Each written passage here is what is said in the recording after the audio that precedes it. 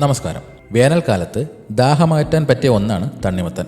ശരീരത്തിന് ഈർപ്പവും തണുപ്പും പകരുന്ന തണ്ണിമത്തൻ്റെ 92% ജലമാണ്. ശരീരത്തിന് ആവശ്യമായ വിറ്റാമിനുകളും ആൻറ്റി ഓക്സിഡൻറ്റുകളും ഇതിൽ ധാരാളമായിട്ടുണ്ട്. കുറഞ്ഞ കലോറിയും കൊഴുപ്പുമുള്ളവയാണ് തണ്ണിമത്തൻ. ഇതിൽ ഉയർന്ന അളവിൽ vitamin A, C, B6, potassium എന്നിവയുണ്ട്. ഇതിനു പുറമെ എല്ലിനും പേശിക്കും ഗുണം ചെയ്യുന്ന മഗ്നീഷ്യം, ലൈക്കോപ്പിൻ ഇവയും അടങ്ങിയിട്ടുണ്ട്. തണ്ണിമത്തൻ്റെ ഉപയോഗം സ്ത്രീകളുടെയും പുരുഷന്മാരുടെയും ലൈംഗിക താൽപ്പര്യം കൂട്ടുകയും ലൈംഗികാരോഗ്യം മെച്ചപ്പെടുത്തുകയും ചെയ്യുന്നു. തണ്ണിമത്തൻ ഒരു പ്രകൃതിദത്ത വയാഗ്രയാണെന്ന് പറയപ്പെടുന്നു.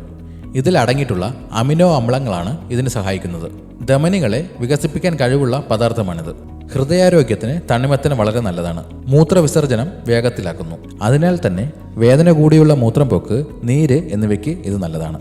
മിതമായ അളവിൽ പ്രമേഹ രോഗികൾക്കും കഴിക്കാൻ പറ്റുന്ന ഒന്നാണിത്.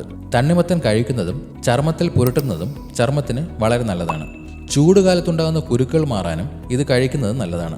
ചർമ്മത്തിലുണ്ടാകുന്ന വരൾച്ച മാറ്റാൻ തണ്ണിമത്തൻ തൈരും ചേർത്ത് പുരട്ടിയാൽ മതി. ഇത് അമിതമായി കഴിക്കുന്നത് ലൈക്കോപ്പിൻ, പൊട്ടാസ്യം എന്നിവയുടെ അളവ് കൂട്ടും. ഇത് ദഹനക്കേട്, മനം പുരട്ടൽ, അതിസാരം, വയർവീർപ്പ് എന്നിവയ്ക്ക് ഇടവയ്ക്കാം. ഇതുപോലെയുള്ള ഹെൽത്ത് ടിപ്സിനായി ഈ ചാനൽ ഇപ്പോൾ തന്നെ സബ്സ്ക്രൈബ് ചെയ്യുക.